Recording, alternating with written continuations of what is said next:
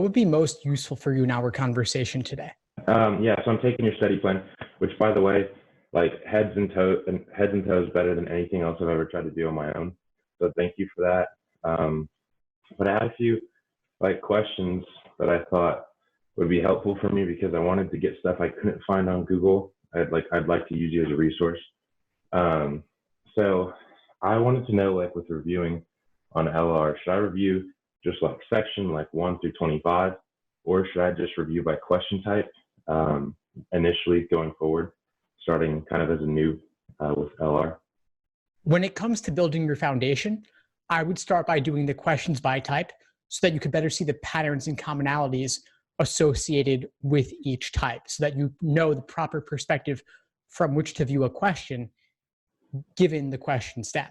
Later, you pull it all together doing individual timed sections where you are getting random things thrown at you all the time, and you can work on staying afloat under those conditions as well as working on your pacing. Does that help? Yeah, of course. And I just wanted to know, because I'm new to LR and I just kind of like was like, all right, I'm just gonna go day by day.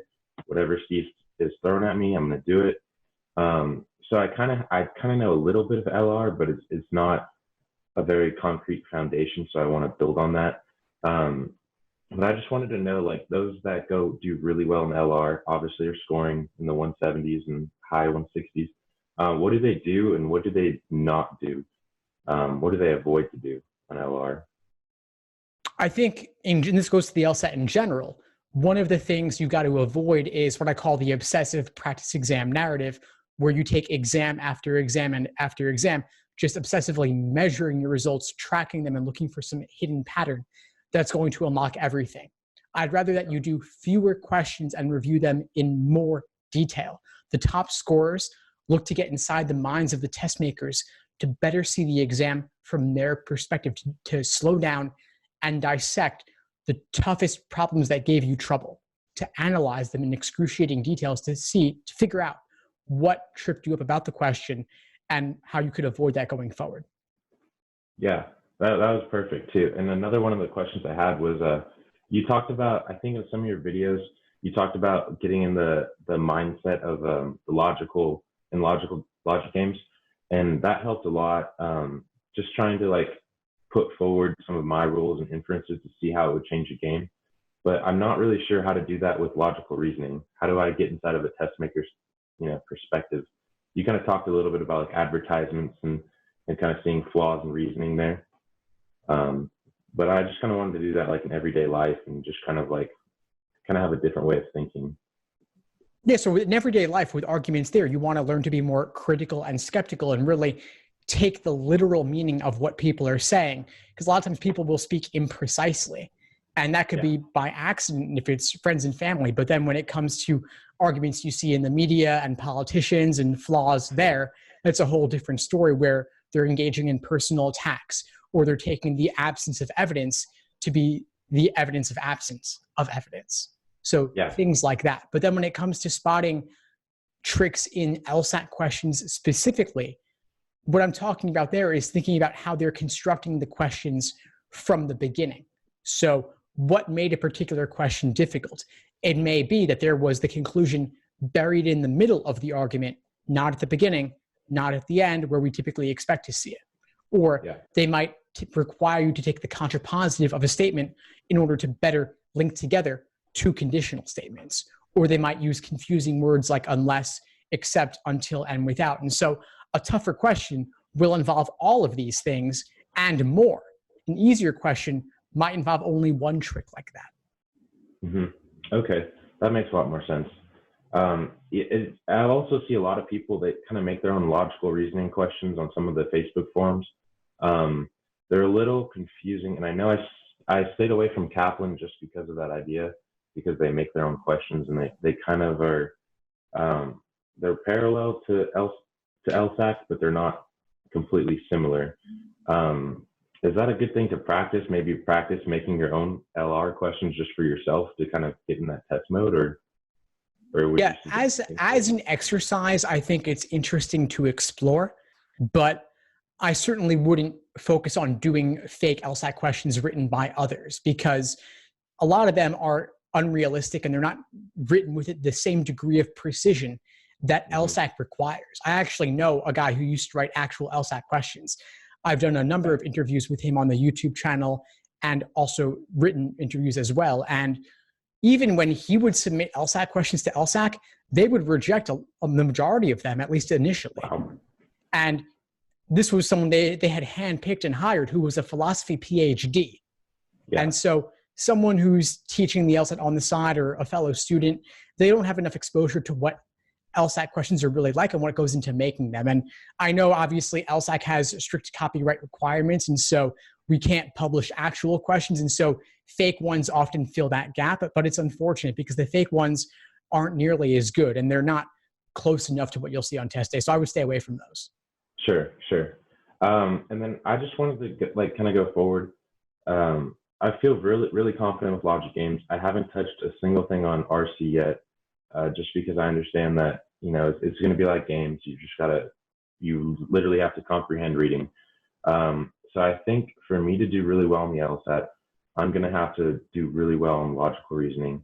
And I just kind of wanted to know I know you have a lot of, it's a very broad question, tips and strategies, but what do you have best advice going forward right now, coming that I'm going to be testing in the next, 4 or 5 months from now? Sure. So in terms of a study plan, to bring it back there, and I want to comment on something you said initially about taking it in June, July, and August. Okay. I get the reasoning of taking it multiple times because through luck alone, you could do a few points better. In fact, I often recommend that. But I wouldn't recommend doing June, July, and August for a couple of reasons. One of them is that there's a new retake limit. You can only take the LSAT 3 times in one admission cycle, and cycles run from June to May.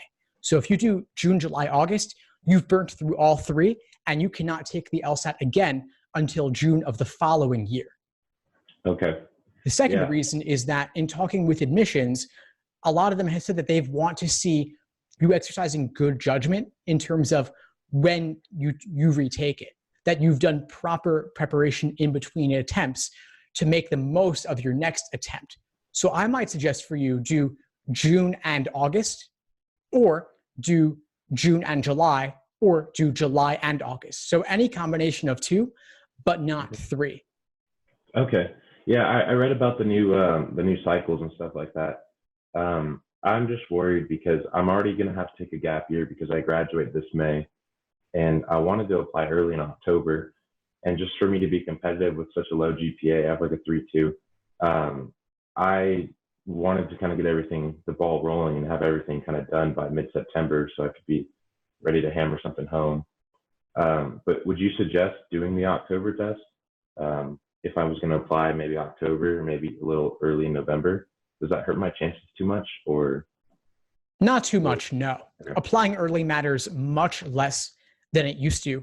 And taking the October LSAT and still applying in November is perfectly reasonable. I would not consider that late by any stretch. And so I would say, if you think you can be reasonably ready by June, take it in June, and then also perhaps take it in August. And then if between those 2 test dates, you don't feel done and you feel like you could still do significantly better, then you might want to add on October as well. But one of the things I like about taking consecutive LSATs, although not 3 consecutive, maximum 2 consecutive, is that you've only got to stay fresh on the LSAT for another 4 weeks or so. And then you could potentially be done after that. And staying fresh might only require doing another timed exam per week and reviewing it. That alone might be enough depending on what your goals are for the retake. But through luck alone, you could do maybe at least 3 points better without even improving your understanding. And if you do improve your understanding, even better. Yeah, and that's kind of where I wanted to go with, just because, you've got so much going on and there's so much competition. And it's such a significant weight on the LSAT, it just makes more sense to kind of put everything you have into 4 hours, and it kind of trumps, the 4 years of college. So it's weird. It's different. I've talked to a lot of friends in grad school, and they're like, yeah, I took the GMAT, the logical reasoning on that or whatever. It was it was weird. It was hard. And looking at it, I was like, oh, this is a little easier than what I'm doing. But, it's just kind of interesting. Yeah, I So mean, the GMAT critical reasoning is like an easier version of LSAT logical reasoning. yeah, it's kind of funny. And then I show friends and family. I'm like, hey, try this logic game with me. Try this. And when I first started, I was thinking, I was like, man, I was like, these logic games, like these are gonna be the death of me. And now I'm like, oh my god, these are fun. Like before bed, I'm just gonna do one, and just kind of review. Did you see the So, one I posted in the Facebook group today with the Greek deities? oh no, I haven't. I'll check. Take a I'll look check at that. that one. It's especially daunting because I chose to write my own logic games where most of the variables contain the same first letter. Oh yeah. I've looked through that one. I didn't do it because that was like on day 3 of my study plan, and I was like, all right, like I can barely do it with L M N O Q. I can't do it with like A C B C B A. But I'm gonna definitely try it now that I'm kind of a little more mastered in the logic games. But my progress is really well. I like to think it's a lot to do with review, and I've kind of gone on that philosophy that you put out there, and it helps so much because I'll sit there and I'll review for like 2 hours on one logic game, and that's helped me go forward than doing more logic games, if that makes sense. Because Awesome. so if I just do logic game after logic game, I'm not learning anything. It's like, all right, but when I go forward and I'm like reviewing these advanced linear games, I'm like, okay, this is where I messed up. And then you kind of see, like, you go into the next logic game. It's not similar, but it's close. And you're like, okay, well, like, and you didn't get caught in that, or you didn't miss that inference or that not law or whatever it is. So it's really helpful. I'm just nervous about LR because it's 50% of the test, and I need to do extremely well in both the sections. So I really kind of need to hammer it home. So, but it's just like another foundation. I'm just going to keep building and then go forward and keep building the logic game section. And then when I get to RC, I'll get to RC, I guess.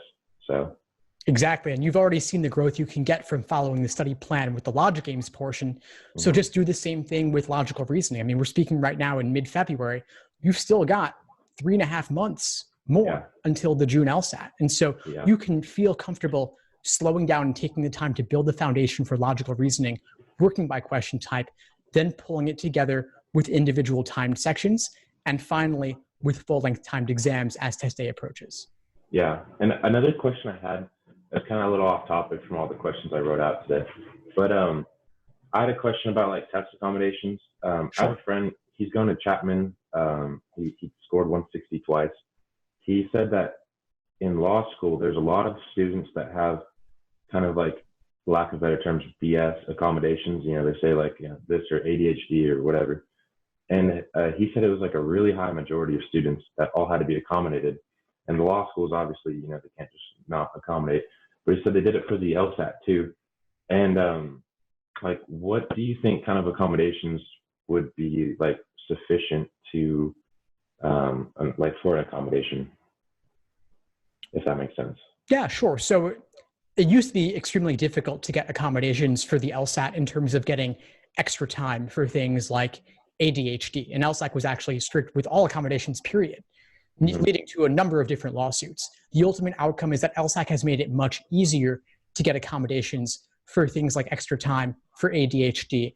And law schools will not know if you received them. It used to be there would be an asterisk next to your score, which would, of course, would lead law schools to take your score with a grain of salt because they knew you got the boost of extra time. That's no longer the case now.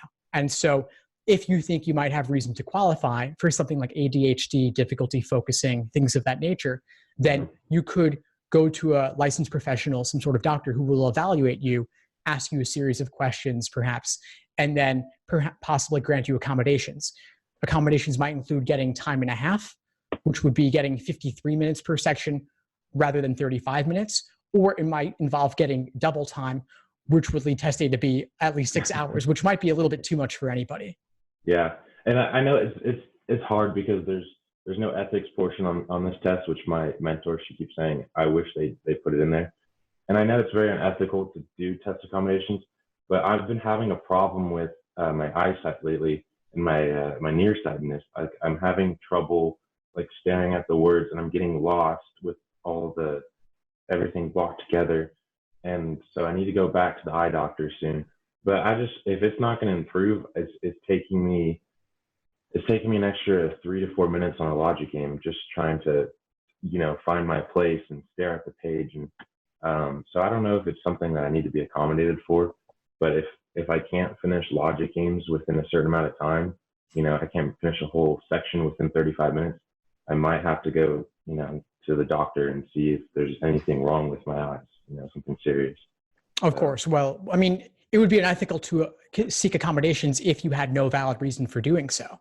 But in your case, from what you're describing to me, it sounds like accommodations could be especially useful for you. And if you get an extra 3 to 4 minutes per game is what you need, times 4 for an entire section. If that were 16 minutes, 35 minutes plus 16 brings you right around that time and a half, 53 minutes or so. So that could be worth looking into. I would explore it. If getting glasses or contacts or LASIK, if none of that resolves this for you and you need something more, then I would certainly look into it. And I would apply sooner rather than later, because LSAC has deadlines and they need time to adjust on their end to make those accommodations for you. Sure.